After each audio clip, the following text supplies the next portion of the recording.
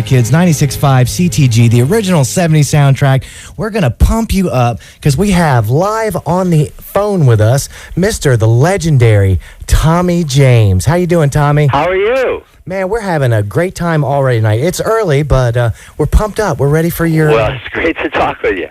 And just so you know, Sue told you before we got on the air, we often do this with our celebrity guests, and the kids at home kind of enjoy it because they get to see a little behind-the-scenes thing. But if you just want to drop us a celebrity bumper, we'll jump right into the interview. I'll do it. Ready? Yeah. Sure.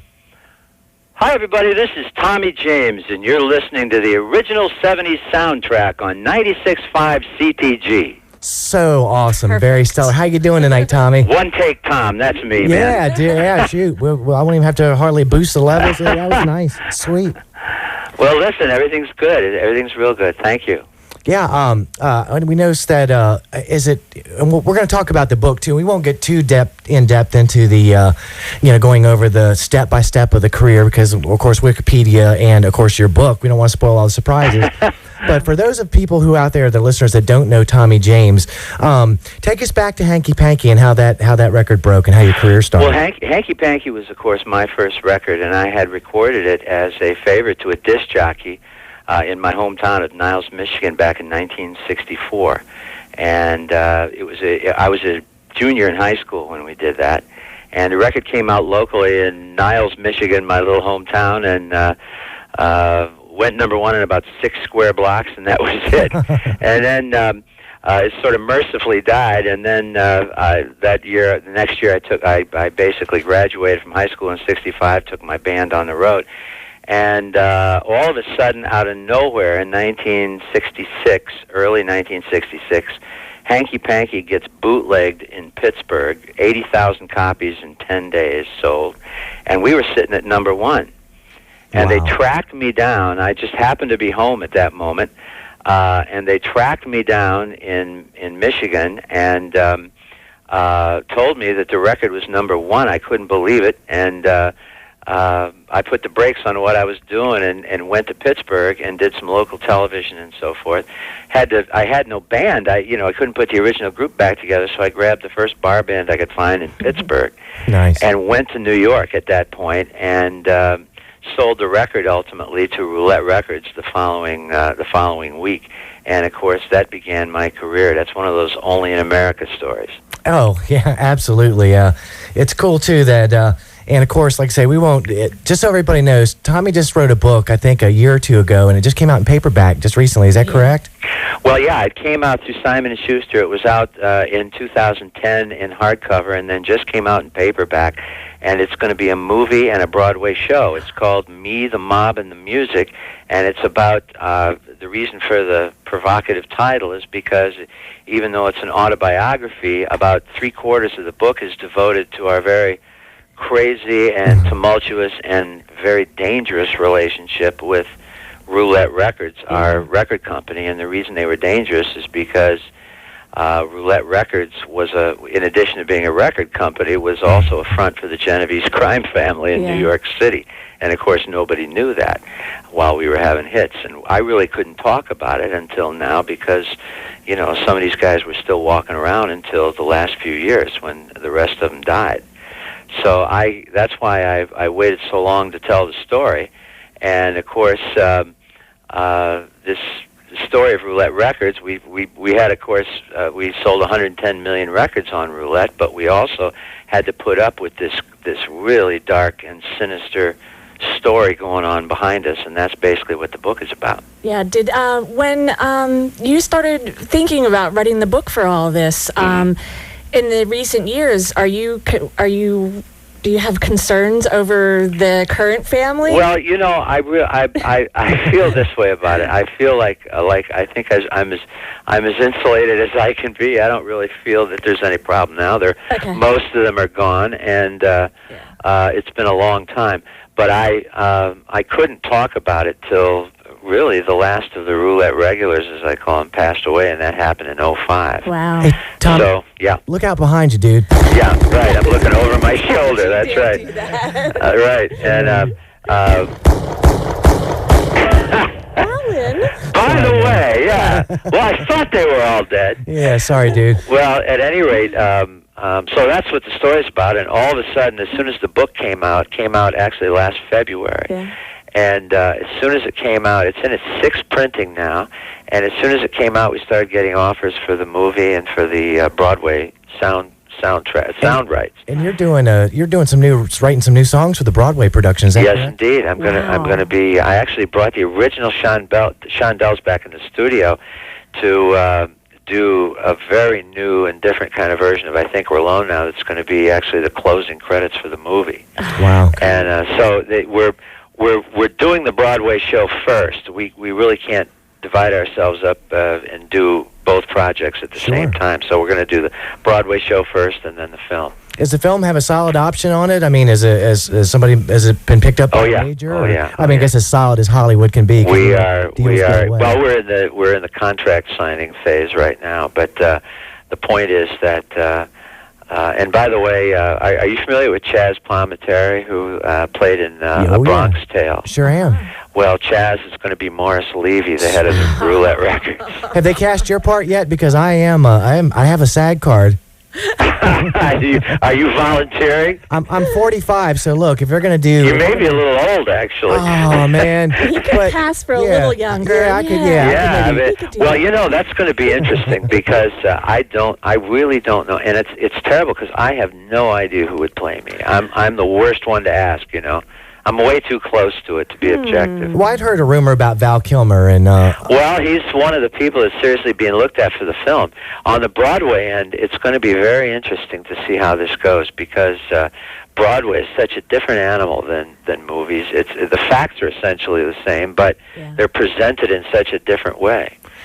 So I'm getting a real education because I've never been an author, and I've certainly never been involved in Broadway before, so this is going to be really interesting. Yeah, I can't wait to see what the film treatment's going to be because actually, Sue and I were discussing, we've passed the book back and forth, and to me, I love the story, but it's told from like inside your skull out, which is a great way for us to see your world. That's the only way I could do it, actually. But yeah, obviously, but there's almost your character is almost missing from the book because we have all these colorful pictures of all these people around you, but we sort of learn Tommy James from the things that you've seen and done, there's not the normal celebrity, blah, blah, blah, me.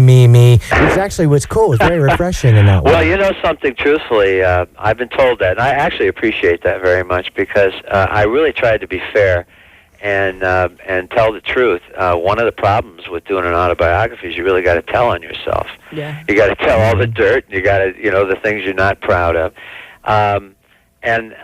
So I tried to tell it all. We told it as succinctly as I think we can in the amount of space we had. I mean, it really was just the tip of the iceberg. My co-author, Martin Fitzpatrick, who wrote this book with me, kept pounding on the tape, says you've got to be in New York by chapter 2. Yeah. You can't. You're gonna put people to sleep if you tell them about your high school and all that. So we told just a little bit of everything, and I really tried to explain what it was like trying to make records in this really dark environment. And nobody's giving you, and the thing I love too that people don't understand about the music business is they think the riches are rolling in. I mean, you guys are touring on a shoestring, your band's not getting paid half the time. Every time you go to ask for money that is your money, Morris makes you feel like he's doing you a favor. Well, that's true. And also we were very lucky because, of course, we were making money from other directions, but getting mechanical royalties was just not going to happen. And they made that very clear that what happened to Jimmy Rogers could happen to us very easily. He was left for dead on an L.A. freeway. Yeah, that's not good. And he was a roulette artist that went after his royalties. So these were pretty scary times, and we were really lucky to make it out of there in one piece. Yeah. Well, you're getting your first hits. I mean, we've talked to a lot of people that have done some really big things, and the thing that always fascinates me is I always want to get inside somebody's head and what's that rush like? I mean, I do a little bit of music on the side. I've had a song played on the radio here. Really? What do you play? You're a musician? Yeah, I do. I do pretty much everything in the studio. I'm working on a CD now, but that's not important. But I have had some radio airplay, just local music shows, and I've had 4 number ones on SoundClick, which is about. Well, you kind of know what it's like then. Well, being number 1 on SoundClick is like being number 2 in Niles, Michigan. I'm king of the unsigned. Hey, don't knock Niles, Polly. Yeah. But it's not at first it was a rush, but I mean back then there was no internet, so I mean basically you guys had to wait till the next issue of Billboard came out, and then your tour manager maybe runs down a bus and says, "Holy crap, Tommy! I think we're." Well, it wasn't quite that bad, but what was very true is that the music business, and what makes me very sad is the music business that we grew up in, essentially has been dismantled. The record business, I'm You talking. better believe it. And what we're left with, we really made it at the right time, because everything, all the ducks were in a row. I mean, TV, radio, jukeboxes, everything. Everyone was looking for the next big hit act, and quite literally, it was a very different era than now. And you had, radio was really phenomenal. You could cover the whole country in about 24 stations. Sure. You had these big 50,000 watt AM blasting stations that just blasted your record all over, and flamethrowers. 200 million people heard your record. Sure, we call them flamethrowers in the business. Yeah, right. And of course, it was in rotation, so people heard it multiple times, and you sold records. There was, you could make a lot of money in the record business. And the bottom line is today, there's the ladder of upward mobility is gone. Oh, it is. There's no ladder to climb. No, you better have a hit right off the get-go, and you better keep them coming, or they'll drop you quick. Like that's true. And there's very little, there's getting new music in front of the fans is one of the greatest challenges today for new bands, because you don't type names into a computer you haven't heard of. Sure, and it's like with the SoundClick thing. It's easier than ever to get I don't need a record company to put my music out, but to drive it to 100,000 sets of ears is almost And there's impossible. no payday. Oh, yeah. Yeah, there's no payday. That's why I'm here talking to you. Instead of touring with you, man. But what's interesting about your career, and it's one of the few, I mean, I can maybe name the 30 people. You started, like, say, 64, you cut your first record, and you went all the way through till now. You have seen so many eras of music. I mean... I really have been lucky to see it in a historical perspective. Just and the way your music evolved, it got richer. You started doing more of your own writing and took more creative control. I mean, there's no two more records that are more different on the face of the planet than, say, Hanky Panky and Crystal Blue Persuasion. Right. And that was within 5 years you had. That's true, and I appreciate you saying that. One of the things that I thank Roulette for, and when we got with Roulette, we had a thumbs up from Columbia and Capitol and RCA and Atlantic and Roulette. Morris Levy at Roulette called all the other labels and said, "This is my record. Back off." And they did. He scared everybody, and we were, he made us an offer we couldn't refuse. We were going to be at Roulette, and quite literally, it was everything from a social club for mob guys to illegal bank accounts and stuff, and we had to basically walk on eggshells. But the point is that if we had gone with one of those corporate labels, I can tell you right now, especially with a record like Hanky Panky, we would have been immediately handed to a producer inside the company, lost in the numbers, and that's probably the last time anybody would have heard from us. Yeah. We would have been a one-hit wonder. Yeah. At Roulette, they really needed us. And one of the things I was very grateful to Roulette for every time I go to say something really nasty about Morris Levy, I got to say, but if it wasn't for Morris Levy, there would have never been a Tommy James, and that's very true. Mm-hmm. And the reason is because they left us alone and allowed me to put a production team together and morph into whatever we could become. And that wouldn't have happened at any other label. We wouldn't have had the creative freedom to do that. We have the same thing here. We're in a small market radio-wise, but with the internet, we've actually marketed ourselves out and become like a nationwide and international listenership. Right. But our management team here is super supportive in that they basically just let us do what we do. We're not Clear Channel owned. We're not corporate. And it's just been phenomenal, just the creative control that we've had. That's so important. It's everything, really. It's the reason for success, because you don't stick out if you're not doing anything unique. Did you see sex, drugs, and rock and roll is a cliche. Did you watch that change too? Because I mean, I know that you admitted in the book that you were kind of a speed guy, a pill popper. Well, I got to sex and drugs, and then suddenly everything went black. No. Well, of course, if rock and roll guys were actually did all the stuff we got credit for, they'd find me under a trestle somewhere, going begging for water or something. I don't know.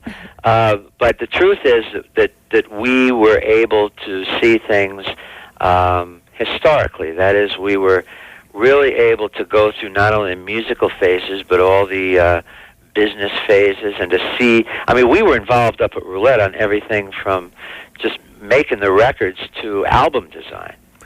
Yeah. We were involved in every aspect, the retail aspect of it. We would have never had that chance at any other Sure, label. and I'm glad you didn't turn into this big doper because Could have very easily. It would have been a boring book. Look at Keith Richards' book. It's like, I'm not buying that. I mean, he was on heroin for 20 years. Right. Yeah, the heroin He was part. probably like passed out, nodding out. I mean, everybody knows that those guys are, in and out of consciousness. How do So you it's remember? it's not like a weed smoker that forgets a couple of details. Yeah, Keith Richards yeah. wrote a book. What could he possibly Well, the remember? drool is actually on the front cover. Right. Like, hey, I remember one time it was 1965, and then the next thing I knew, it was 79. Yeah. So anyway, let's impress the kids at home. Here's a stat that just blows my mind. You outsold the Beatles in 1968 with singles. Well, we did 110 million records with Roulette, and that wouldn't have happened on any other label. We had 23 gold records, gold singles, and 9 platinum albums, and gold and platinum albums. And again, that wouldn't have happened on any other label. And That's amazing. So I just thank the good Lord for this kind of longevity, and the fans we've had. They've been great. Speaking of fans, we had some internet listeners that posted some questions. We're getting ready to wrap up, but we'll take a few. John from Olympia, Washington wanted to know, and I already know the answer, but I'll let you answer it. Ask Tommy how they came up with the name Shondells, and what is a Shondell? Now, that's a good question. I wish there was a profound answer, but the truth is, I made the name up in study hall. And it was one of those names that just, I liked the way it rolled off my tongue. Right. I liked it sounded kind of effervescent. It sounded musical, and anything back then. This is like 1963. I thought this up. We were called the Tornadoes before we were the Shondells. Yeah. When I was 14. Because I've had the same job since I was 12. So this would have been 1963. I was 16, and we. I just liked the way it sounded. Now, there is an actual word, Shondell, which means it's a World War II airplane maneuver, believe it or not. But who knew? Yeah. Speaking of names that or words that don't seem to have any direct meaning, we have another question. It was from Karen in Davenport, Iowa, wanted to know the story behind Moni Moni. Oh, yeah. Well, Moni, this is a true story. Moni Moni was one of those records that we threw together like a tossed salad. I really, nobody was making records like that in party rock, that is, in 1968. Everybody was way too stoned. Right. And we really wanted to, I always loved party rock, that kind of rock and roll that put everybody on the dance floor. And Sure. there were certain records like that, the Louie Louie's and California Sun and stuff like that. So we wanted to make one. And so we sort of put every party rock record we ever heard, threw it together like a salad, and the night before we were supposed to go in to do the vocals, we had all the words, but we had no working title. We still had no title, and everything sounded so stupid. We knew we needed a girl's name, 2 syllables. We were looking for one of those crazy names like Sloopy or Boney Maroney or something. Everything sounded stupid. So Richie Cordell and I throw our guitars down. We're in New York at my apartment, and we walk out on the terrace and light up a cigarette and look up into the night sky. And the first thing our eyes fall on is the Mutual of New York Insurance Company, M-O-N-Y, There with it a is. dollar sign, and gave you the time and the weather. And this is a true story, and we just looked at each other and started laughing. And There it because is. that was obviously Mutual's New York was M-O-N-Y was obviously the name. And we've often said if we were so desperate, if we were looking in the other direction, it very possibly could have been called Howard Johnson's. Equitable, something. Hojo, Hotel Tap. Hojo, yeah. Here she comes now. Yeah, it just didn't have that ring to it. No. Speaking of Moni Moni, this is something Wikipedia doesn't even know, and maybe you know, maybe you don't. But where in the world? I mean, Billy Idol picked it up in the '80s and had a huge hit with it. But if you've ever been to a club and that song is played, it's like, here she comes now, Monet, Monet, bomb, get laid, get.